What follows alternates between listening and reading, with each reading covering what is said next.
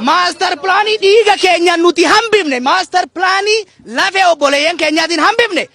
Ita kompiitaraatiin nurratti deebisuun hin taatu. Hin taatu. Kanaaf tasgabbii qabaadha. Naamusa cimaa qabaadha. Qabsoo nama nagayaatti cimaa. Tokkummaa keessan cimsadha. Sabaaf sablammii jaaladhaa kabajaa ofitti qaba. Nuti ol deebinet jaraan likki walitti himna. Isin immoo qabsoo teessan itti fufa. Boru iftaanis hamma dhumaatitti qabsoon cimeeti itti deema. Mootummaan naannoo Oromiyaas kan bulchiinsatis yeroo gabaabaa keessatti ibsa akka itti kennan barbaanna jala tokko muree isinitti himu. Kondominiyeemiin teenii yoo nu fixanii keessatti nu awwaalan malee Finfinnee jalan galu.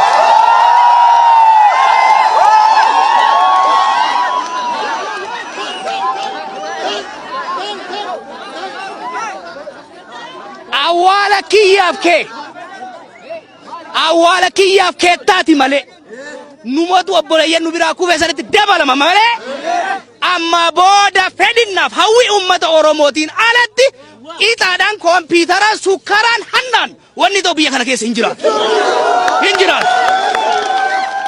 Kanaaf jabaadha tokkummaan keessan haa cimu onneen keessan haa cimu naamusa qabaadha kan isin kabaja ka daangaa isinitti darbe ofirraa deebisan isin jaa nagaa na tura.